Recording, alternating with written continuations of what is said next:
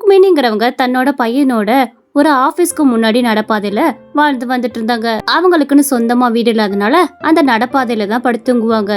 ஏம்மா இங்க கொசு தொல்லை ரொம்ப ஜாஸ்தியா இருக்குமா. நைட்ல தூங்கவே முடியல. நேத்து கூட ஒரு கட்டு விரியம் பாம்பு இங்க வந்துருச்சு, பாத்தியா இல்லையா? கண்ணா, உன்னோட கஷ்டம் எல்லாம் புரியுது. அம்மா உன்னை வேணும்னே வாங்க படுக்க சொல்றேன். நம்மளோட தலையிழுத்து இப்படி வந்து கிடக்குறோம். நீ ஒன்னும் கவலைப்படாதடா கண்ணா, சீக்கிரமே ஒரு நல்ல வீட்டுக்கு போவோம். நீ சம்பாதிக்கிறது நம்ம வாய்க்கு வயிற்றுக்குமே சரியா போயிருதுமா. நம்ம எங்கிட்ட இதுல புது வீட்டுக்கு போறது? எதையும் சொல்லி நான் கஷ்டப்படுத்தல, வா நிம்மதியா தூங்குவோம். இப்படி அவங்க குடும்பமே ரொம்ப கஷ்டத்துல தான் வாழ்ந்துட்டு இருந்துச்சு. இருந்தாலும் தன்னோட மகனை ரொம்ப சந்தோஷமா அவங்க வச்சுக்குவாங்க.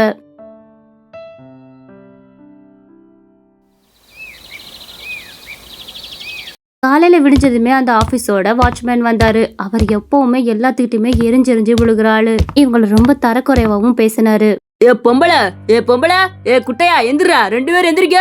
என்ன உங்களுக்கு இதே பொழப்பா போச்சு? தங்குறதுக்கு இதான் இடமா உங்களுக்கு? பிச்சை எடுக்கிற நாய்ங்க ரோட்ல போட்டுக்கிட்டு உயிர் எடுக்குதுகளே. ஏமா உனக்கெல்லாம் எத்தனை தடவை சொல்றது? மண்டையில மூளை இருக்கா இல்ல எதுவும் இல்லையாமா? ஏன் எப்ப பார்த்தாலும் ஆபீஸ் முன்னாடி படுத்துக்கிட்டு ஏன் உயிரை வாங்கி தொலைக்கிறீங்க? போய் எங்கிட்டாச்சும் ஓரமா படுத்து தூங்குங்க. நீங்கெல்லாம் எதுக்குதான் உயிரோட இருக்கீங்களா? உங்களுக்குலாம் இந்த பிறப்பு தேவையா? போங்கம்மா பேசாம அங்கிட்டு. ஐயா, ஏன் இப்படி பேசுறீங்க? எங்களுக்கு இந்த பிறப்பு தேவையான என்ன இதுல அர்த்தம் இருக்கு சொல்லுங்க. ஏன் எங்களை மாதிரி பிறக்கிறவங்க எல்லாருமே உடனே செத்து போயிடணுமா? ஏன் அவங்களால வாழ முடியாதா? உங்களை மாதிரி ஆளுங்க தான் பூமிக்கு பாரமா இருக்கிறாங்க. நீங்களாம் இருந்து என்னதான் பிரயோஜனம்? இந்த பூமிக்கு பாரம், எல்லாத்துக்கும் பாரம் தான். முக்கியமா இந்த ஆபீஸ்க்கு பாரம். முதல்ல கிளம்புங்கம்மா. இப்படி அந்த வாட்ச்மேன் ரொம்ப வார்த்தையால அவங்கள காயப்படுத்துவாரு. வருதுக காலையில நல்லா சந்தோஷமா சிரிச்சுட்டே வரலாம் பார்த்தா இதுகளோட தினமும் தொல்லையா இருக்குது. இதுகனாலேயே நல்லா முறப்பா இருக்க வேண்டியதா இருக்கு அந்த நாள் முழுக்கச்சா. ருக்மிணிங்கிறவங்க பஸ் ஸ்டாப் கிட்ட பூ வியாபாரம் பண்ணிட்டு இருந்தாங்க. வாங்கம்மா வாங்க, ஒரு முழை பூ 20 ரூபாய் தான், வாங்கம்மா.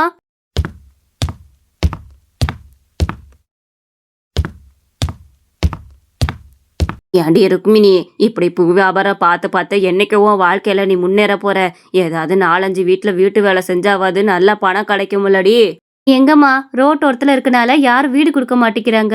எனக்கு இருக்குதே இந்த பூ வியாபாரம் தான். இதை வச்சு ஒழுங்கா பண்ணி என் வாய்க்கும் வளைத்துக்கும் அது கொஞ்சம் சமாளிச்சுக்குவேன்ல, அதுக்காக தான். அங்க வந்த பாட்டியும் பூவை வாங்கிட்டு அங்கிருந்து கிளம்புனாங்க. அப்பா திடீர்னு அந்த பூக்கடை முன்னாடி ஒரு பெரிய கார் வந்து நின்னுது. இதை பார்த்த 2 பேத்துக்கும் ரொம்ப ஆச்சரியமா இருந்தது. அம்மா, இது என்னம்மா புதுசா கார் வந்து நிக்குது நம்ம கடை முன்னாடி? நீயா? நீ எதுக்கு இங்க வந்த?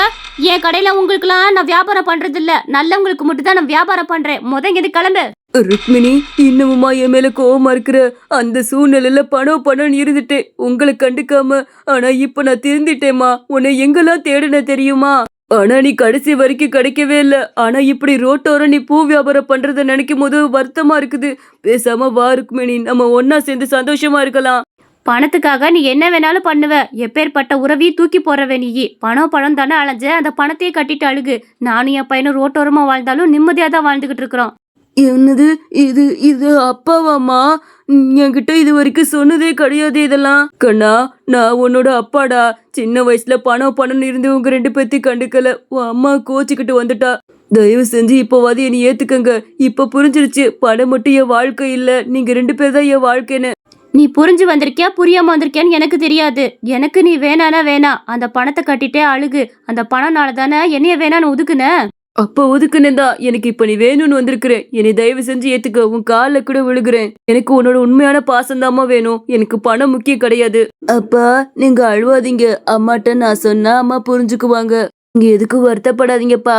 எனக்கு உங்க கூடயே இருக்குன்னு ஆசை. இத்தனை நாள் என்னை விட்டுட்டு போயிட்டீங்களே. அந்த ருக்மிணிங்கிறவங்களும் தன்னோட பையனுக்காக அவங்க கூட சேர்ந்து வாழலாம்னு நினைச்சாங்க. எனக்காகலாம் இல்ல, என் பையனுக்காக வேணும்னா உன் கூட சேர்ந்து வாழ்றேன். இதுக்கு மேல சத்தியமா நான் பணம் முக்கியம் போக மாட்டேன். நீதான் எனக்கு வேணும். இங்கதான் நம்ம ஆபீஸ் இருக்கு ருக்மணி, வா நம்ம ஆபீஸ பாத்துட்டு வருவோம்.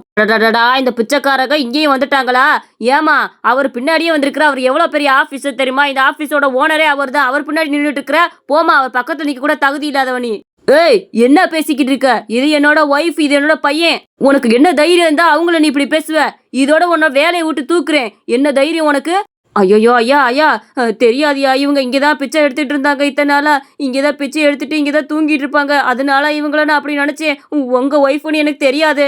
ருக்மிணி என்ன இருந்தாலும் பிச்சை எடுக்க கிடையாது. அவ உழைச்சுதான் சம்பாரிச்சிட்டு இருந்தா. அவளை பிச்சை எடுத்த சொன்ன நீ இனி வேலைக்கு வேணாம், கிளம்பு முத இங்கிருந்து. இல்லைங்க வேணாம், அவரை வேலையை விட்டு தூக்கிடாதீங்க. உழைச்சி சம்பாதிக்கிறதுல எவ்வளோ கஷ்டம் இருக்குன்னு என்ன மாதிரி ஆளுகளுக்கு தெரியும். அவருக்கும் நிறைய குழந்தை குட்டின்னு இருக்கும்ல, பாவம். ருக்மிணி, உன் நல்ல மனசுக்கு இனிமேல் நல்லதே நடக்கும். நீ வா, நம்ம ஆபீஸ்க்குள்ள போகலாம். இந்த மாதிரி கதை உங்களுக்கு ரொம்ப பிடிச்சிருந்துச்சுன்னா மறக்காம நம்ம குட்டி கார்ட்டூன் சேனலை சப்ஸ்கிரைப் பண்ணி வச்சுக்கோங்க.